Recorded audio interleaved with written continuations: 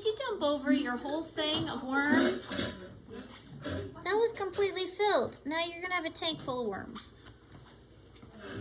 Nice. Okay. All right. We are continuing with our cellular respiration unit, and then we have a lab starting tomorrow. Your test is going to be Tuesday of next week. So if you haven't started studying, you should, because that is definitely coming up. And it is a harder test, like I said. So, the study time? yes, I'll try and remember to do that. I think we do have a study guide.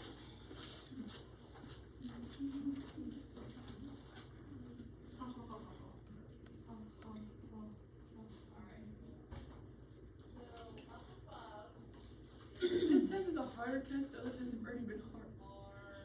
What? Nothing. I'm gonna lock in, guys. Lock in. Lock it. Okay. So yeah, so notes today, the lab will take at least 2 days because it's a more involved, a little more complicated lab. And then we will have Friday review, Tuesday kind of a little extra, or sorry, Monday, an extra review. I'm used to saying Tuesday now.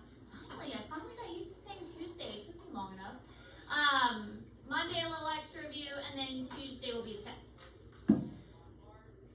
So, let's work on some more notes. Now, we've talked about glycolysis. We've talked about acetyl-CoA formation and the wrong cycle.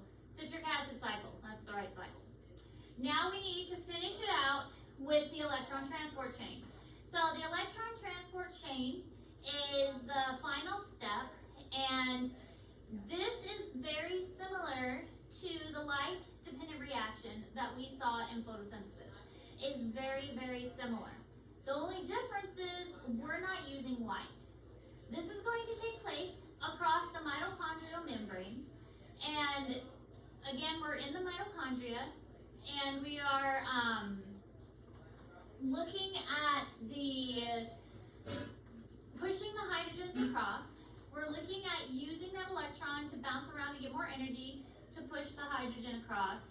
We are also looking at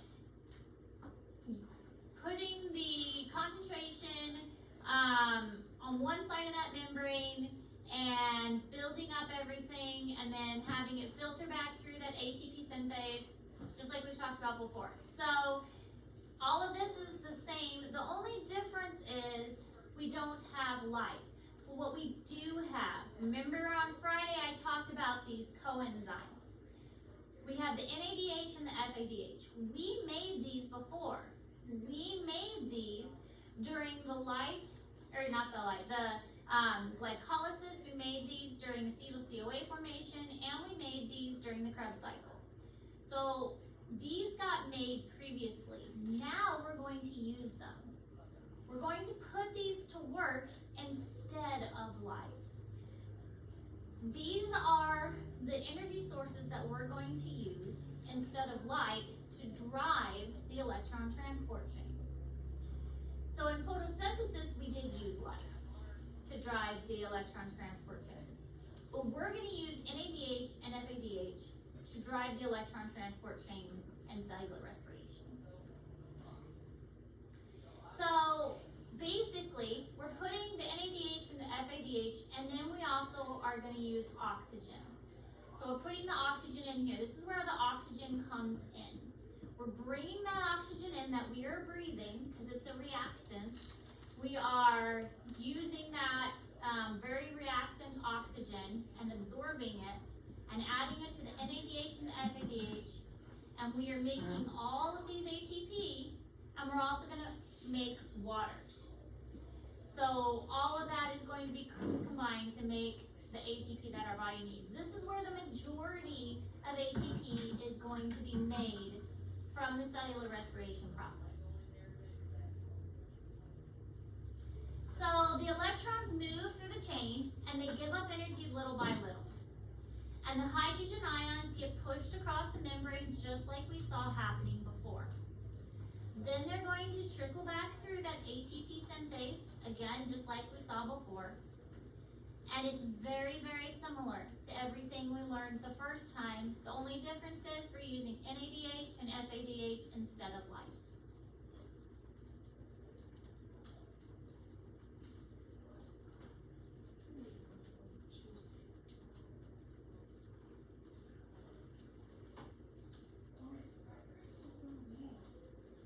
Are you saying it's harder because there's more stuff, or just The concept is more difficult for students to understand.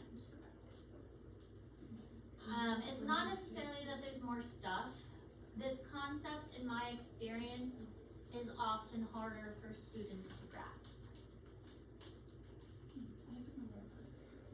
Some of the other topics that we go over are a little easier, I think, for students to understand. This one is just, students haven't been exposed to it before on this level. Like when we do mitosis, students have learned about mitosis, prophase, metaphase, anaphase, telophase. They've learned about that stuff before. Students have learned about, parts of a cell before. But as far as photosynthesis, a lot of times students have never gone this in depth before. So this is all new. And that's why it's a harder test. So.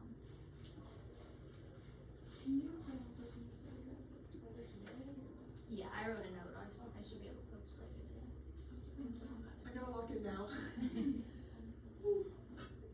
So it's not necessarily that it's more stuff or that it's a longer test. It's just that this material is new and it's just harder to kind of wrap your head around. Did you say we have more notes in this little?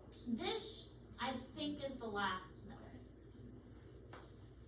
And then 2 days of lab, and then 2 days of review.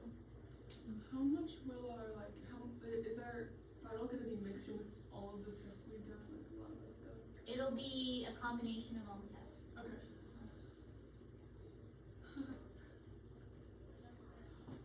I forgot we had finals this year.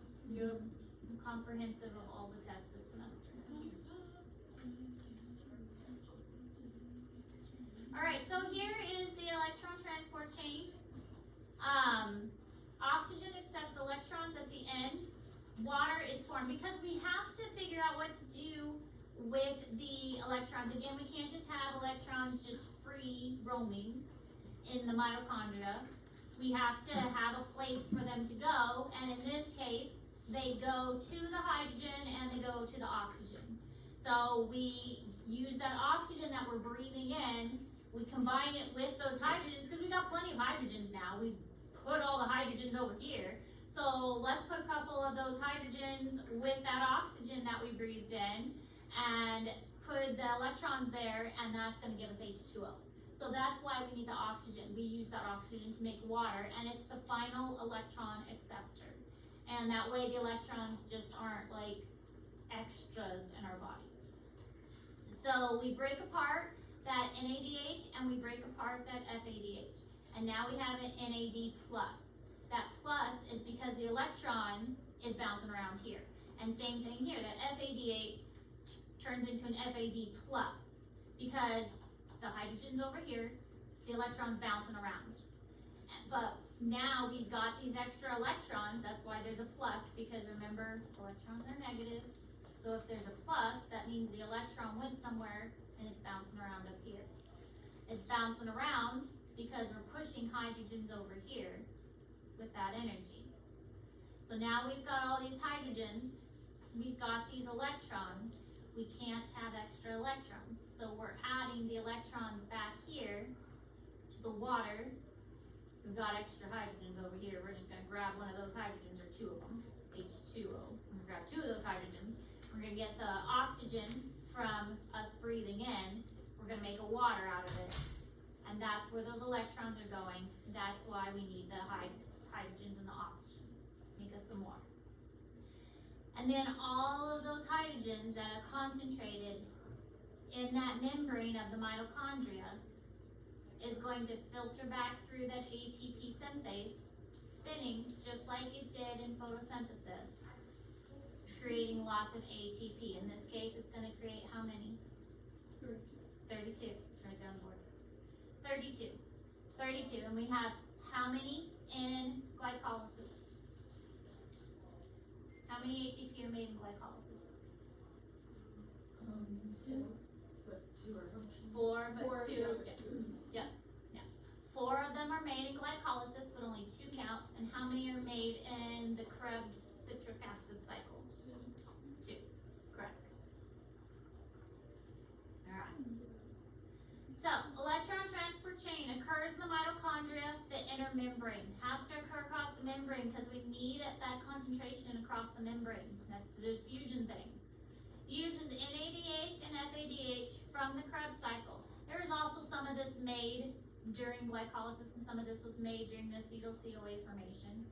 32 ATP are formed all together. And this is in Google Classroom. Man, my throat hurts. Silly children. Contaminated. This is also in Google Classroom. A great step-by-step review. Really utilize Google Classroom, you guys. I put these in there because they're good review slides. It takes it step by step. It shows you the whole process. It shows you what's taking place. This one has glycolysis. This one has the it shows you, here's some, it shows the ATPs that are being made, where the ATPs are being made, how many are being made, and it gives you the summaries on the sides of what's happening at each step, and showing what goes in and what comes out. So there's a reason I picked these slides, because they're really good slides. So make sure you're going back and you're studying these in Google Classroom. I think a lot of time people forget that I put these in Google Classroom, but there's a reason I do.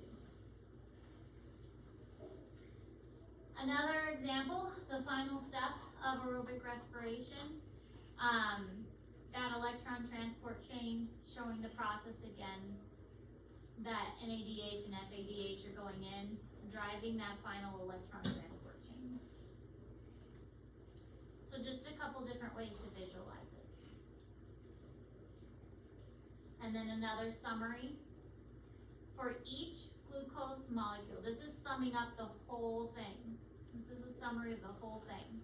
For each glucose molecule, 4 ATP formed in glycolysis, but 2 are used during this stage, so only 2 count. 12 coenzymes are reduced in the first 2 stages. So you get that NADH and the FADH. And then you get 32 additional ATP during the 3rd stage, so you get 36 ATP are produced in total. So if I ask you on the test how many ATP are produced from 1 glucose, what are you going to say? How many? 4 are formed in 2 components. Well, from how many ATP are produced from cellular respiration total through the whole process? 36. Yeah.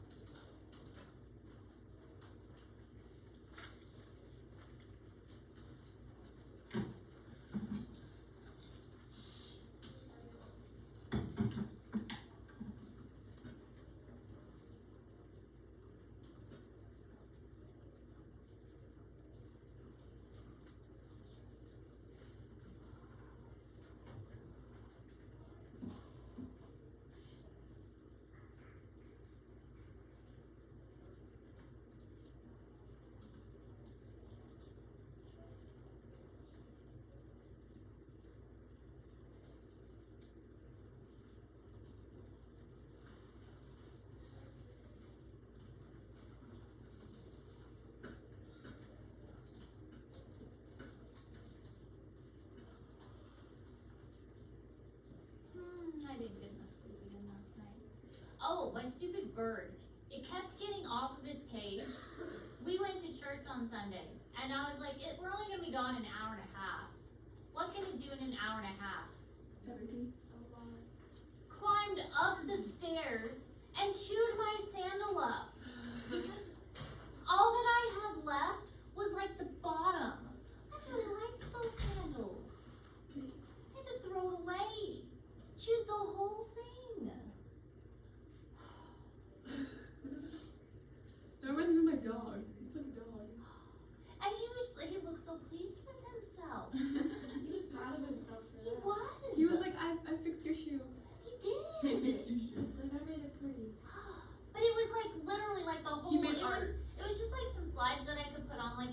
in the backyard or something, and he chewed like the whole thing, and all that was left was like the bottom, and I was like, He modified them for you. He's like, this is perfect.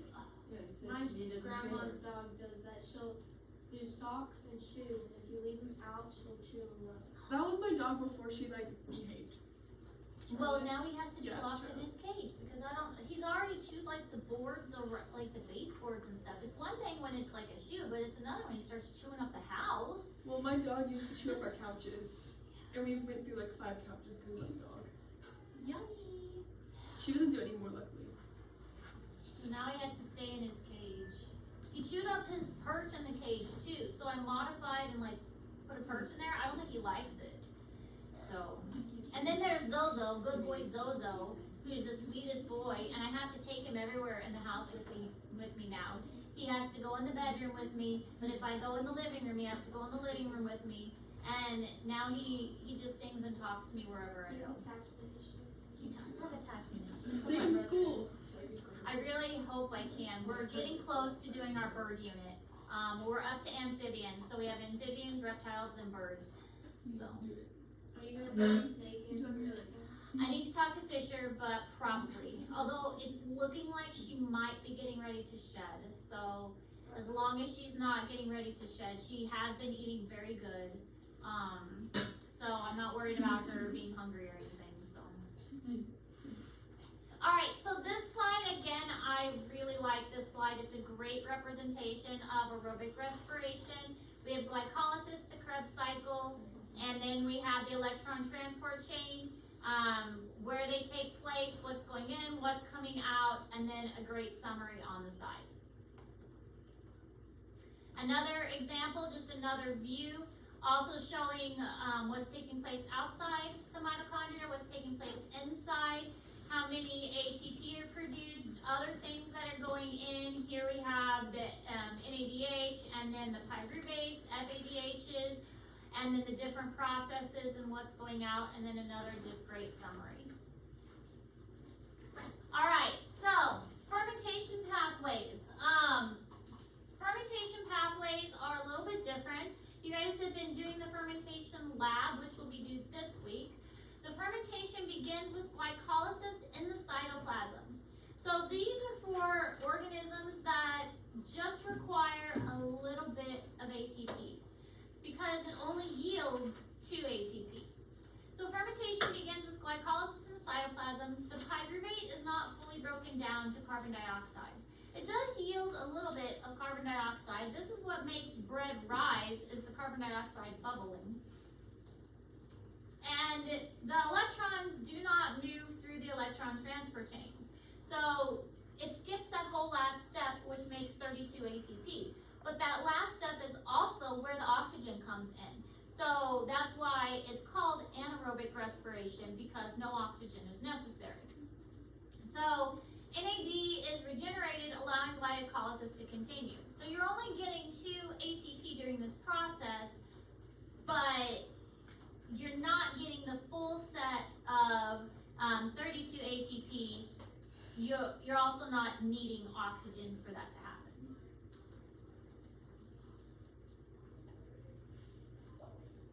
I think I recorded the video of him eating my shoe, or at least when we found him. When my dog was a puppy, she would literally eat anything that was on my floor, and her favorite thing to eat was hair ties and socks. And what? Hair ties and socks.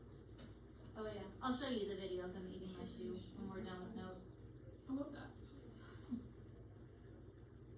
So ornery. He seems so pleased with himself. He's gotten really handsome since we got him. He was all scraggly, but he's been molting constantly for the last like 2 months.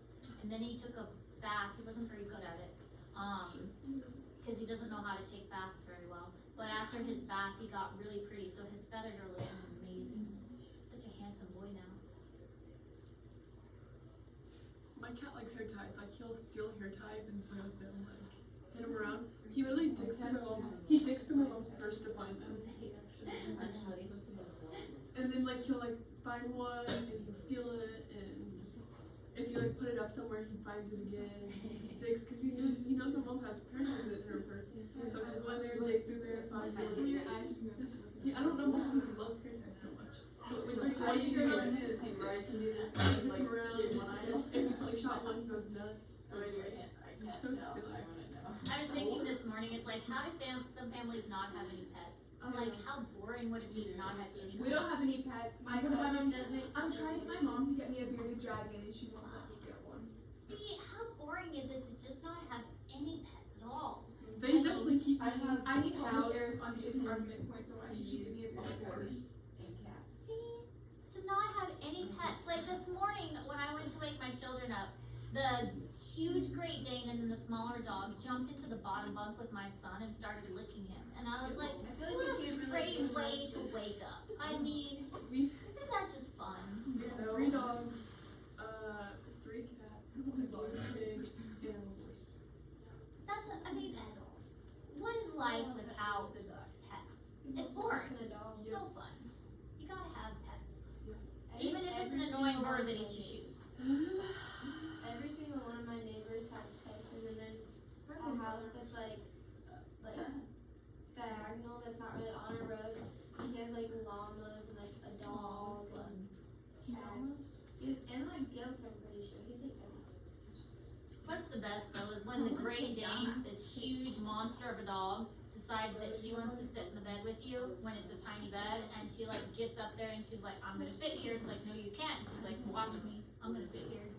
I swear animals like are aware of their size. Like you got big ones that like try to like climb a bigger dog and he tries to like get in places he can't. They really know where she was like they think they can do stuff. And then you have we have 2 little dogs who don't know their size and think they can be all like tough with like bigger animals and don't realize it. My little dog is definitely the boss.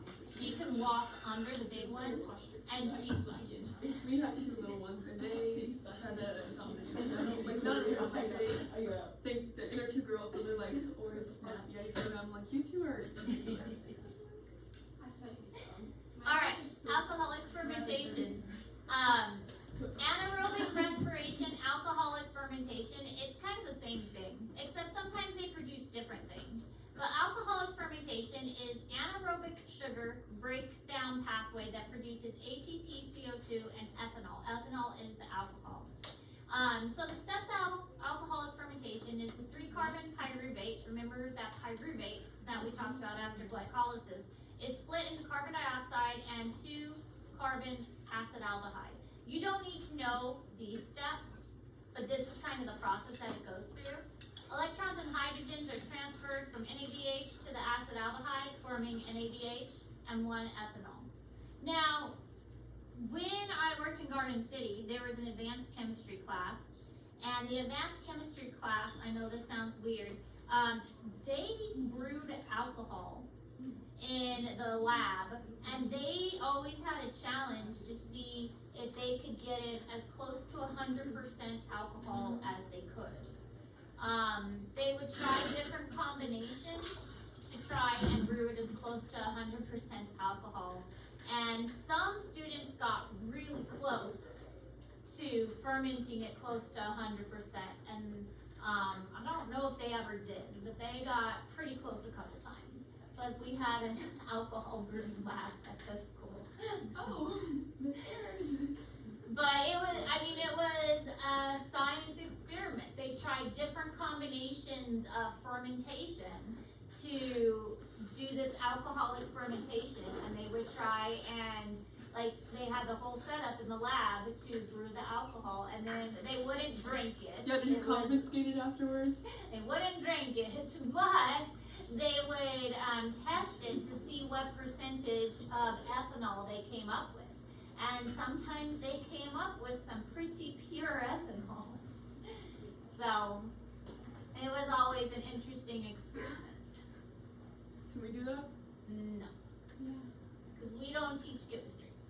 It was a chemistry experiment. We can just pretend that it's part of our lesson. We actually don't have the right equipment for it. It requires special equipment to brew it properly, and we don't have it. Alright, so alcoholic fermentation, this shows the process, glycolysis, and you have sugar and yeast, And there's also other ways like barley and hops and things if you were going to brew it correctly. But we don't have those correct things to brew it correctly. But the glycolysis is the first step, and then it kind of recycles itself. So it creates the bubbles, and that is the carbon dioxide that is being released. And then this shows how the pyruvate releases the carbon dioxide, and it creates the 2-carbon acetaldehyde, and then it creates the ethanol from that.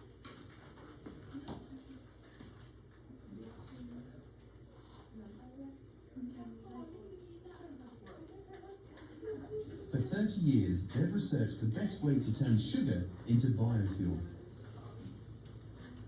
Chemical engineer Rosianna Sampiu leads the team that came up with the answer. Hello, you must be Rosianna. Nice to meet you, how are you? The secret to their winning formula is how they ferment the sugar. So, how did you get involved in fermentation then? Quando eu cheguei aqui na usina Cururipe, foi quando iniciou a fabricação de etanol. Então, eu me interessei muito pela parte de fermentação. For me, I love getting back in the laboratory because it's about tinkering, it's about science. So this stuff that I've been chopping down, this lovely sugar cane that smells sweet, it's sticky, it's being pulped, mashed. I mean, look at this stuff here, where it's really been bashed around, and then it's squeezed, you get all that lovely juice out, and you get all the sugars in, and then that forms this solution. And the idea here is to get as much alcohol out of that sugar as possible. And the key to her success has been developing this stuff over 30 years, the yeast. Yeast is vital to fermentation. And what Rosianna's come up with is a super yeast. During fermentation, yeast cells divide and multiply as they feed.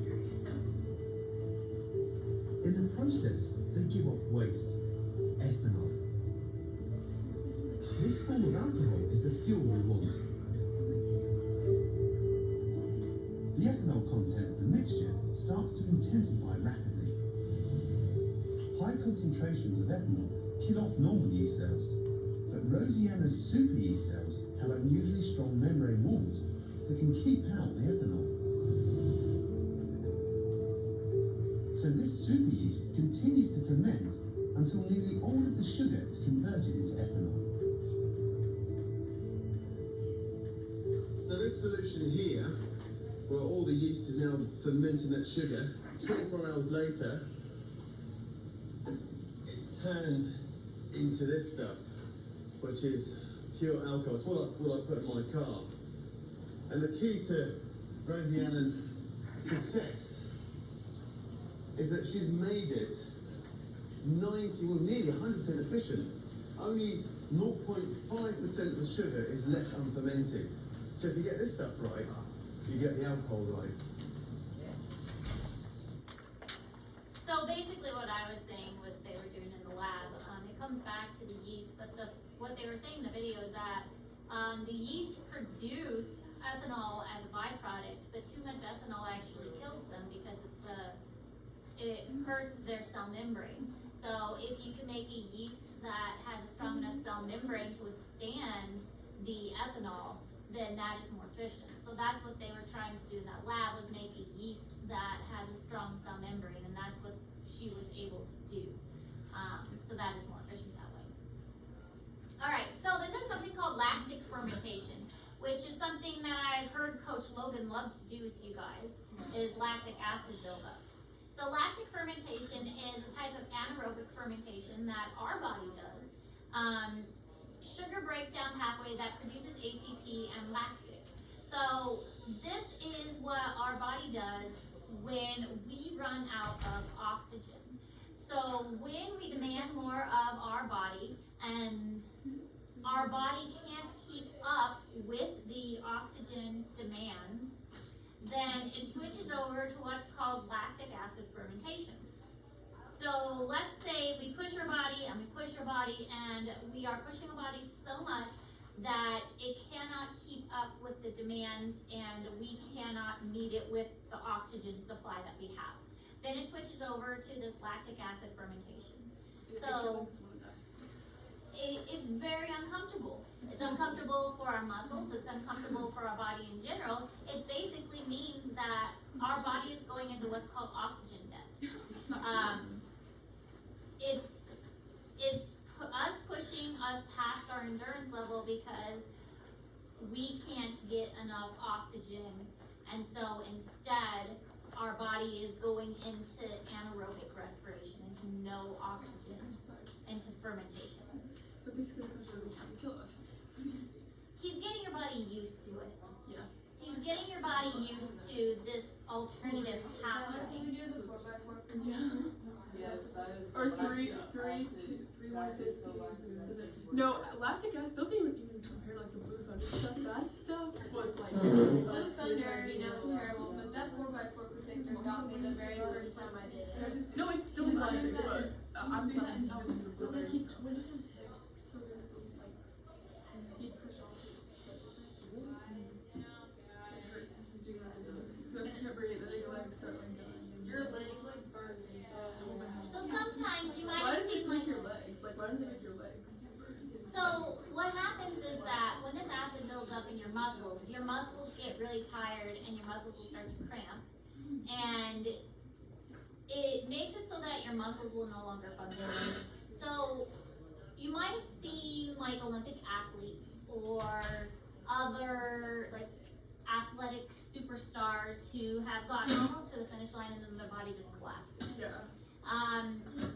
They're almost there, but then they just physically can't cross that line. It's because they've built up and demanded so much of their body just shuts down. Yeah. And that's kind of what happens with lactic fermentation and lactic acid buildup is eventually your body gets to a point where it just refuses to listen to you because there's just so much acid built up in your muscles and you have so much lack of oxygen available. Is the lack of oxygen what makes you like taste like kind of metallic? Like sometimes you start tasting metallic. Yeah. For me, it's like my legs. I can't move my legs, and I'm like, he'll tell us to get up, and like I can breathe perfectly fine, but my legs are just like, yeah, no. No, I'm still catching my breath. It's because you I'm need used to to the replenish breathing part, but not the the legs. oxygen that your body, like it's basically a debt. You're in debt for oxygen. Like think of it again like money. It kills your legs until you get your Yeah. oxygen back. Yeah, you need to replenish the oxygen that your body needs. Just like you're in debt at the bank, you need to replenish the money and build up that debt back up at the bank. You're in debt for oxygen at your body, you need to replenish what your body has lost. Is that why you're not allowed to do any like extra running or jumping after you do like a lot? I mean, you Yeah. can still do that every single time if you want to, but I don't know how like. They don't let us. That's like when you run up, say you run up 400 and you have to go straight toward your like, one time I run up 400 and go to a high jump. That sucks Or because you're like lactic and then you get your legs and you try to jump. Because you have to 300 replenish. hurdles and then run the 400. Well, I had to do hurdles 300 and then do like a jumping thing and I just can't jump. Your body needs to replenish because you're lacking oxygen, so you need to get that oxygen back in your body. Yeah, it sucked because I was at 300 hurdles made me like in my like hamstring just lacking so much and then I'm weak and I can't jump up anymore. Yeah. That's because 100% have been going for the whole week. That was crazy. So animal muscles carry out aerobic respiration and or lactic fermentation. Intense exercise depletes the oxygen faster than it can be replenished. And so that's when your body is going to switch over to lactic fermentation. Lactic does not build up in cells and causes the soreness. Some hibernating animals also use lactic fermentation in low oxygen conditions. So we can do this, but it's not pleasant. Our body will resort to this as kind of a last resort if we place too much demands on it. But we will pay for it if we do this. It's kind of a last resort, and our body doesn't really want to do this. It makes our body sore, it makes our body tired, it makes our body not as responsive, and again, it's like we pay for it afterwards, and we have to recover more from it.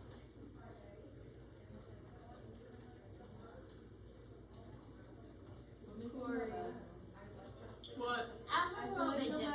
restriction of your airways. Still equally as hard. What? No matter how many Information. times we do the 4x4 predictor, it's still Yeah. hard. It gets easier as you keep doing it. The first time was easier than the second. It's always gonna be hard, but like the more you do it, the easier it is to complete it. My shit fell off every single time we were like, Yeah. I don't really like it. I'm good with doing the 4x4, but I don't like have too many events to do it. Like I just can't do it anymore. I did it all. you'd be good as like a more Alright, so red muscles versus white muscles. Red muscle fibers have a lot of mitochondria. If you have more mitochondria, then that means you can go through the cellular respiration process better and you can make more ATP. So if you are like a marathon runner or a cross-country runner, then you've trained your body typically to have more red muscle fibers. And your body can usually do these long, sustained runs better. However, if you have more white muscle fibers, these contain fewer mitochondria and no myoglobin, but most ATP is produced by lactic fermentation.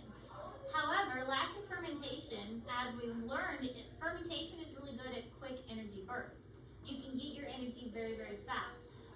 Cellular respiration is good for the long term, if you're in it for the long haul, because it's a process that takes a little bit of time to get going. It's more of a sustained thing. But if you need energy fast and quick and now, then fermentation is a better choice. So if you are a sprinter, if you are somebody who is fast out the gate and then you're off, but then you stop really fast too, and it's just a short burst of energy, then you're typically going to train your body to have more white muscle fibers. So this is a really interesting study that they've done on people who are athletes who either have, they're sprinters or they're marathon runners.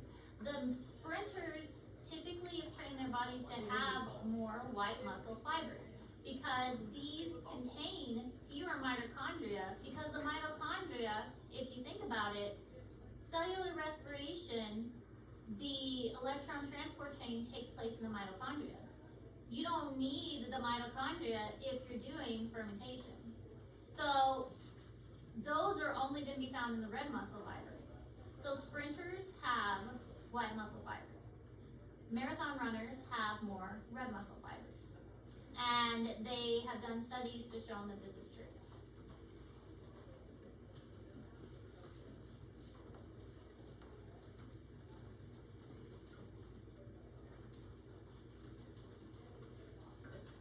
If you take the world's fastest sprinter and try to make them do a marathon, it ain't gonna happen. Is And that, vice versa. would it be like, what would happen, like, say like maybe you do both, you train for distance and something, does that like, how does that work with that stuff? Like, can you Probably run- have a combination of You the can? two. Yeah. Okay. But I was just like, if You you probably can- have a combination of the two. Yeah. Is Is that what But if you're strictly one or the other, then your body would eventually convert to just white or red muscles. And that's why, like, so, like, is that why, like, people say, like, when you train for, like, say you're training for distance season and stuff, but that's not gonna help you in, like, say, tracks or sprinter tracks and stuff like that, that's why I don't know people why, doesn't train for the same thing. I physically cannot run a mile. So if you are a marathon runner, you're gonna have more red muscles. And if you are a sprinter, you're gonna have white muscles. And this would be an excellent question for the test, I think. No. Do you think? I think so. Yeah. I remember Hint? that. It's- I actually. Yeah, that's good. Yeah. Make that, like, a bonus question for a bunch of people. I always Yeah. remember that. I get a. Every single one. Make it worth it. We're probably not gonna get through all the notes today. In fact, We only have. We have, like, yeah. 3 minutes left. 5. Well, to this page, actually no, we'll stop here. We're gonna stop here. And we'll pick back up with the rest of the notes tomorrow. Alright, we'll finish up with the notes tomorrow. That's okay, we still have plenty of time. Put your face right in I front don't know. I'm trying to like rub it. Rub on your, itself. rub your clothes together. Yeah, rub your clothes together. Might be together.